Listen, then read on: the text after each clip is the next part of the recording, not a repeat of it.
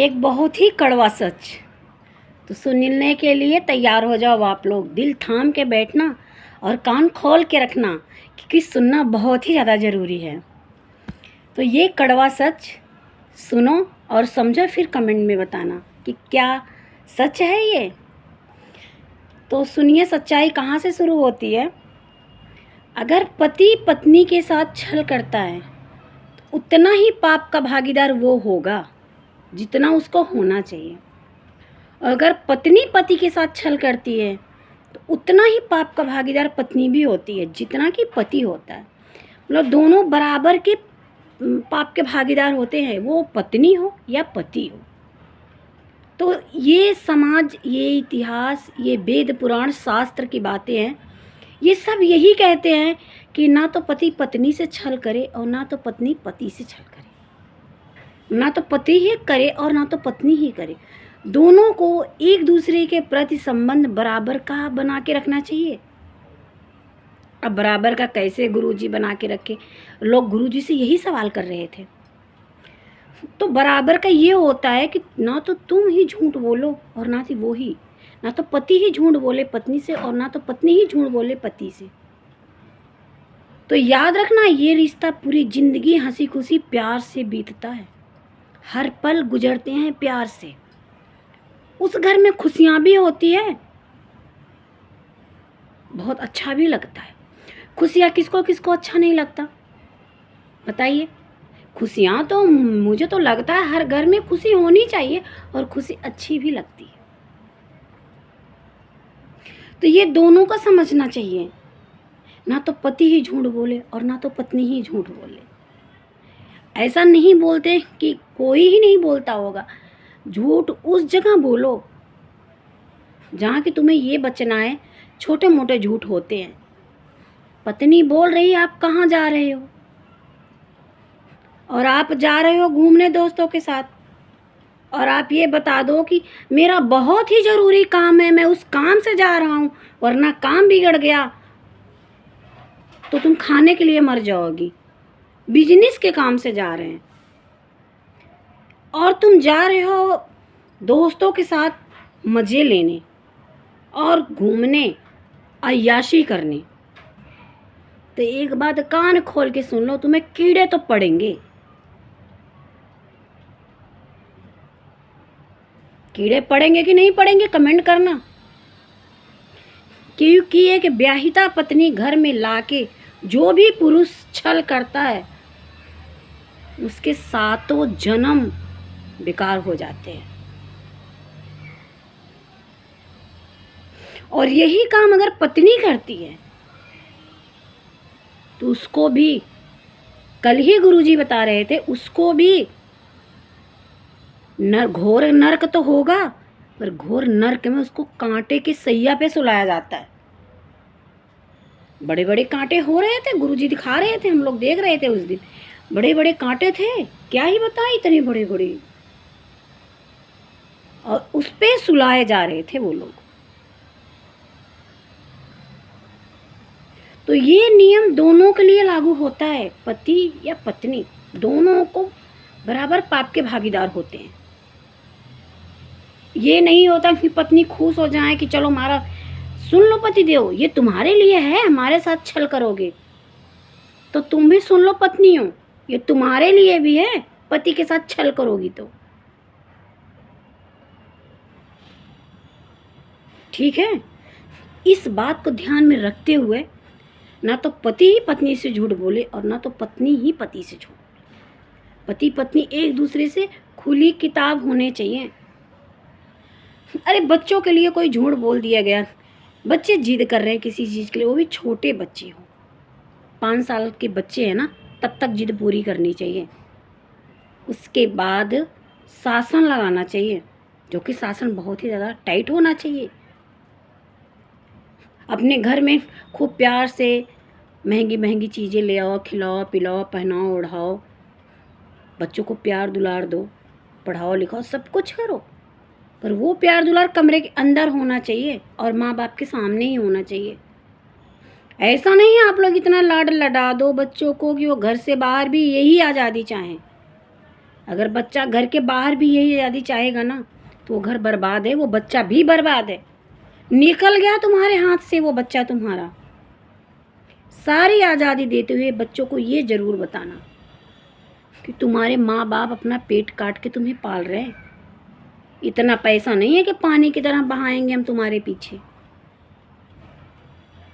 वो बेटी हो या बेटा, माँ बाप अपने बच्चों का शौक़ पूरा करते हैं ना तो बोलते हैं चलो कोई बात नहीं, मेरे पैर में जूता नहीं है तो मैं बाद में ले लूँगा। पर मेरा बच्चा ऐसे जाएगा, रो देगा तो क्या होगा। उस बच्चे को भी समझना चाहिए, चाहे वो लड़का हो या लड़की हो। हमारी बेटियां हों तो भी उनको ये समझना चाहिए कि हमारे पिताजी खुद ही फटे जूते पहन रहे हैं और हमें नया ला के दे रहे हैं। कदर करना सीखो ऐसे माँ बाप का बच्चों। और बड़े मुश्किल और बड़े नसीब से ऐसे माँ बाप मिलते हैं। वो खुद फटे कुर्ते पहन लेंगे, सिल के पहन लेंगे, पर तुम्हारे लिए नया खरीद के लाते हैं, भले वो 100 रुपये का ही हो। लाते हैं ना नया तुम्हारे लिए। त्योहार पे माँ बाप अपने लिए कपड़े नहीं लेते क्योंकि हमारी औकात नहीं, हम अपने लिए नहीं ले पाएंगे, पर तुम्हारे लिए ले आते हैं। हमारे बच्चे खुश रहें तो तुम लोग खुश रहो और माँ बाप को खुशियाँ दो। ऐसा ना करो कि माँ बाप को तकलीफ़ हो तुम्हारी वजह से। ये ज्ञान हमारे उन बच्चों के लिए है जो जिद करते हैं, घर में और घर के बाहर भी। घर में जिद करो पर माँ बाप को दुखी मत करो। 5 साल के ऊपर वाले बच्चों को इतना तो नॉलेज हो ही जाता है हमारे माँ बाप कितने पैसे वाले हैं, वो क्या कर सकते हैं हमारे लिए। तो मैं अपने बेटे और बेटियों से ये रिक्वेस्ट करती हूँ, माँ बाप की मजबूरी समझो और उसी चीज़ के लिए जिद करो जो तुम्हें मिल सकता है। और ये भी सोचो कि माँ बाप को कभी भी दुखी मत करना, क्योंकि वो माँ बाप अपना कलेजा काट के तुम्हें पाल रहे हैं। खुद के आधे पेट खा के सो जाते हैं, तुम्हें भर पेट खिलाते हैं। 1 रोटी खुद खाते हैं पर 2 रोटी तुम्हारे लिए बचा के रखते हैं कि मेरा बच्चा अगर भर पेट नहीं खाएगा तो उसे नींद नहीं आएगी। सुबह हमारे बच्चे को स्कूल जाना है। और ऐसे माँ बाप के साथ जो भी बच्चा छल करेगा वो जीवन में सुखी रहेगा, कभी भी नहीं रहेगा। मेरी बात गांठ बांध लो आप लोग। ये नियम हमारे भी ऊपर लागू होता है, हमारे बच्चों के भी ऊपर लागू होता है। और हर माँ बाप ये कोशिश करते हैं कि हम अपने बच्चे को अपने ही तरीके से पालें। पर आप लोग एक बात और ध्यान देना, आपको ये ध्यान देना पड़ेगा, तुम्हारा बच्चा घर से बाहर स्कूल ट्यूशन या खेलने जा रहा है तो बच्चों की संगत कैसी है, उस बच्चे के साथ उसके जितने भी दोस्त हैं, फ्रेंड हैं, वो लोग कैसे हैं, विशेष रूप से ये ध्यान देना बहुत ही ज़्यादा ज़रूरी है। बच्चे से पूछोगे वो बोलेगा हाँ पापा वो सही है, हाँ पिताजी वो हमारा दोस्त बहुत अच्छा है। अभी वो बच्चा है, नादान है।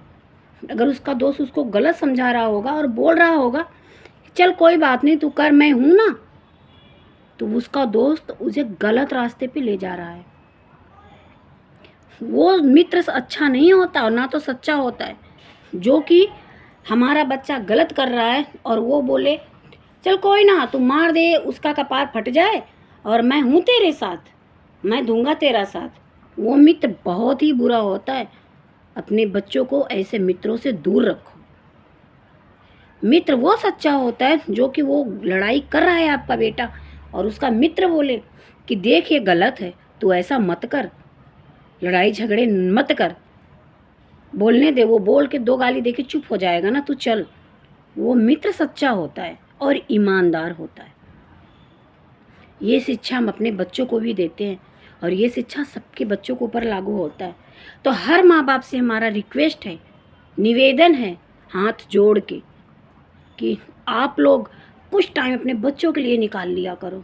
आज की दुनिया इतना ज़्यादा बिजी है, लोग इतने ज़्यादा बिजी हैं कि हमें खुद ही पता है। मेरे खुद के हस्बैंड बहुत बिजी होते हैं, हम भी बहुत बिजी होते हैं, पर हाँ इतना टाइम तो थोड़ा सा निकाल ही लेते हैं कि अपने बच्चों के साथ बैठ के थोड़ी सी बातें कर लें। बच्चे हमसे दूर हैं तो हम फ़ोन पे भी अच्छी बातें कर लें। फ़ोन पे आधे 1 घंटे बतिया लें, 15 मिनट बतिया लें और वो भी ज्ञान की बातें करे। बेटा कोई 2 बात बोल रहा है ना, तुम्हें गुस्सा आया है तो मुंह बंद कर लो, चुप हो जाओ, खुद कमरे में जाके रो लो, पर जवाब देना ज़रूरी नहीं होता। क्योंकि जो इंसान हमारे बच्चे से जुबान खुलवा रहा है, उसको उल्टी सीधी बातें बोल रहा है, वो हमारे बच्चे को बर्बाद कर रहा है। कि मैं उल्टा सीधा बोलूँगा तो इसका बच्चा भी उल्टा सीधा जवाब देगा, इसका भी जुबान बढ़ेगा। तो बच्चों आप लोग ध्यान देना, अगर कोई आपका बड़ा आपको गलत बोल रहा है, गाली दे रहा है, उल्टी सीधी बात बोल रहा है, तो उसे मूर्ख और पागल समझ के इग्नोर करो। उसके बाद दिमाग होता ना तो वो बच्चों के साथ ऐसी बर्ताव नहीं करता, ना तो ऐसी बातें करता, चाहे वो कोई भी हो, चाहे वो हम हैं या माँ बाप हैं या हमारी फैमिली है या हमारे आस पड़ोस वाले हैं। तो हम बस इतना ही कहना चाहेंगे। कैसा लगा आप लोग प्लीज़ कमेंट करके बताइए।